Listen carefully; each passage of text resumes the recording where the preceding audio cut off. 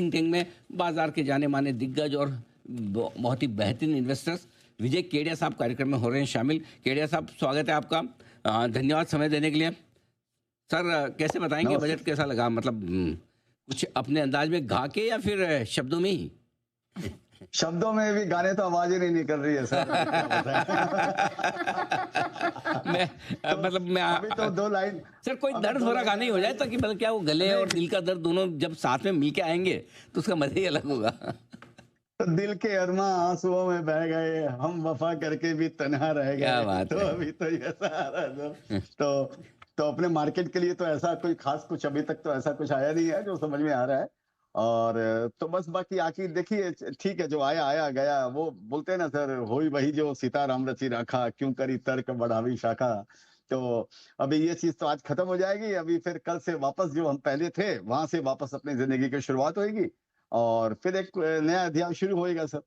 Sir, वैसे जो आपने कही वैसे कि शायद उनका ये आखिरी हो, ये शायद आखिरी हो उनका ये सितम, हर सितम यही शायद सोचकर हम उनका सह गए। आखिरी, हाँ, अरे वाह, क्या बात है, हर सितम ये सोच के हम हम सह सह गए। गए। तो सर दिल के एकदम अरवा एकदम एकदम बस इधर उधर बह गए सर। एकदम एकदम एकदम या क्या लग क्या रहा है सर? अब मतलब क्या वाकई में अगर एसटीटी नहीं बढ़ाया होता फ्यूचर ऑप्शंस में तो क्या बजट अच्छा हो जाता? नहीं, देखिए, एसटीटी के हिसाब से खाली इसको नहीं गिनना चाहिए। एसटीटी इन्होंने बढ़ाया, चलिए, क्योंकि अभी वो सेबी भी बार बार यही बात बोलती है कि, और अपने लोग भी सब जानते हैं कि यहाँ पर फ्यूचर ऑप्शन की हालत क्या है, यहाँ पर सबको सट्टा ही करने का है। तो ये तो एक अलग है, ये तो टेम्परेरी था। 2100-2200 पॉइंट या 2400 पॉइंट एक टाइम पे गिर गया, फिर रिकवर हो गया। आज क्लोजिंग तक वापस एक सब शेक आउट हो जाएगा। सवाल ये नहीं है सर, मेरे को क्या लगता है पर्सनली, आप भी जानते हैं कि मैं इकोनॉमिस्ट नहीं हूँ, लेकिन एक एनिमल स्पिरिट जो होनी चाहिए ना सर। हम $4.5 ट्रिलियन की का बजट है, हमारी इकोनॉमी की हम बातें कर रहे हैं ना, तो अभी भी जो एक बॉडी लैंग्वेज लगती है, जो ऐसे लगता है अभी भी हम पुराने हिसाब से चल रहे हैं। $1.5-2 ट्रिलियन की जब इकोनॉमी थी उसी हिसाब से चलते हैं। तो वो थोड़ा एक मिसिंग हो सकता है। वो कल जाके मालूम पड़ेगा, जब पूरी डिटेल आएगी तब उसके अंदर में मालूम पड़ेगा। कई चीजें उन्होंने बहुत अच्छी अच्छी ली है बजट के अंदर में। जैसे टूरिज्म को बहुत बढ़ावा दिया है उन्होंने, मेडिकल टूरिज्म को भी, टूरिज्म इंफ्रास्ट्रक्चर को भी बढ़ावा दिया। तो अब मार्केट सिलेक्टिव हो जाएगा। ये मार्केट समझिए, जो पहले चलता था ना, बजट को अगर आप हटा दें कि बजट आया और नहीं आया, तो पहले क्या था, मार्केट सिलेक्टिव था सर। 6-8 महीने से आप देखेंगे तो मार्केट एकदम सिलेक्टिव था। कई शेयर सब, ज्यादातर share mid cap small cap तो सब 50-60% सब डाउन थे। कुछ शेयर्स इंडेक्स वाले शेयर्स कुछ बढ़ रहे थे, कुछ मेंटेन थे। तो मेरे को लगता है वही माहौल अभी ये रहेगा। कोई ऐसा इसमें कोई खराबी का बात नहीं। हमने एक्सपेक्ट ऐसा कर लिया था कि ये आएगा वो आएगा, तुम होगी तो ऐसा होगा, तुम होगी तो वैसा होता। तो वो अलग बात थी सर, नहीं तो अदरवाइज ठीक है, आया और गया। ये बात तो ठीक है कि उसके अलावा भी बहुत सारी चीज़ें। ये बताएं सर कि जो फोकस वित्त मंत्री ने रखा है फिस्कल कंसोलिडेशन पे, आमतौर पर एफआईएस को ये सब चीज़ें बड़ी पसंद आती है, वित्तीय घाटा कितना है, कैसे डेट टू जीडीपी रेशियो वगैरह। लेकिन लगता है कि ये सब देखकर सुनकर बेचना रोकेंगे। मेरे को पर्सनली ऐसा नहीं लगता है कि उनका बेचना कोई रुक जाएगा कल से ही। कल मार्केट खुलने वाला है, कोई कल से कोई बजट के कारण कुछ बेचना रुक जाएगा, ऐसा मेरे को पर्सनली लगता नहीं है कि इस बजट में शायद ऐसा कुछ हो कि जिसके कारण उनका बेचना रुक जाएगा। मेरे को ऐसा नहीं लगता। हम्म, बेचना रुकेगा। अच्छा, तो फिर सर अब फिर बजट के बाद बाजार का थोड़ा आप डायरेक्शन दीजिए, क्या लग रहा है फिर? मतलब ढीला ही रहेगा, तेजी की उम्मीद थोड़ी करना, थोड़ी जल्दबाजी और जाती हो जाएगी?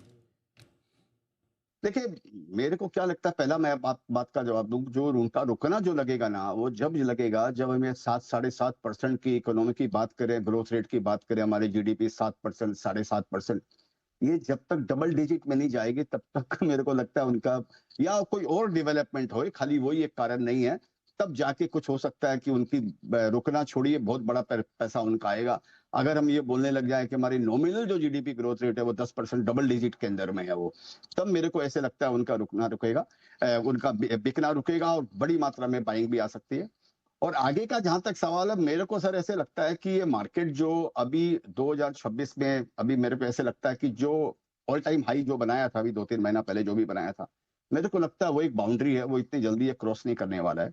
और साथ साथ जो ऑल टाइम नहीं, जो फिर लो जो अभी बनाया था 6 महीना पहले, ये मार्केट हाई बनाने के बाद जो लो बनाया था, मेरे को लगता है वो भी नहीं टूटेगा। तो मेरे को ये मार्केट एक रेंज के अंदर में लगता है कि एक रेंज में ये मार्केट घूमेगा, 4-5 हजार इंडेक्स या जो भी वो रेंज आती है उसके अंदर में मार्केट घूमेगा। और मार्केट सिलेक्टिव हो जाएगा, आगे और भी सिलेक्टिव होगा, जिनमें दम है, जिसमें अंदर में ग्रोथ है, जिनकी बैलेंस शीट अच्छी है, वो शेयर्स बढ़ेंगे, और जिनमें नहीं है वो शेयर्स नहीं बढ़ेंगे या गिरेंगे या मेंटेन रहेंगे मतलब। बात है।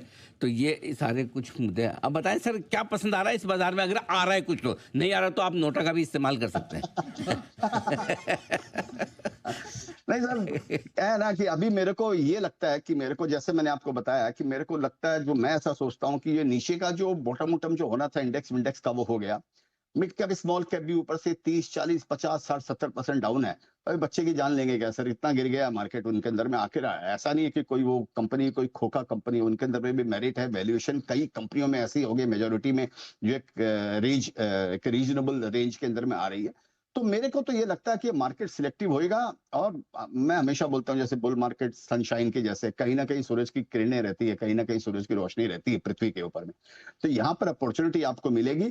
और मेरे को लगता है ये टाइम है चेरी पिकिंग करने का, या एकदम बॉटम अप जिसको अप्रोच हम बोलते हैं मार्केट में, अच्छे शेयरों को जिनका, जैसे मेरे को इंफ्रास्ट्रक्चर बहुत अच्छा लगता है। बिना इंफ्रास्ट्रक्चर के विकास के हम $10 ट्रिलियन की इकोनॉमी नहीं बन सकते हैं। और गवर्नमेंट का भी उसी में फोकस है। मेरे को एम्प्लॉयमेंट का हर समय मेरे को चिंता रहती है कि इंडिया का सबसे बड़ा चिंताजनक जो स्थिति है वो अनएम्प्लॉयमेंट की है।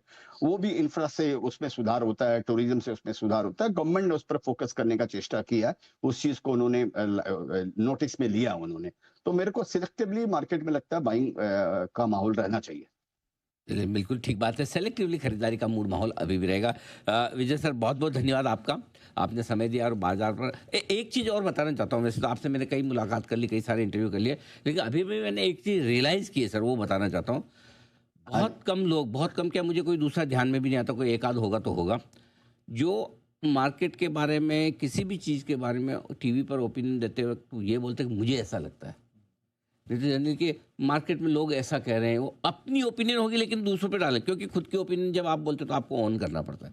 बगैर साहब देखिए, ये बड़ी चीज़ है कि केडिया साहब, मेरे को ये लगता है, अब मैं सही हूँ गलत हूँ वो, और बोलते हाँ। भी हो कई बार कि मैं गलत भी हो सकता हूँ, लेकिन मुझे ये लगता है। So he owns his opinion, which is very important. Thank you sir, बहुत हाँ बहुत जी, धन्यवाद। Thank you.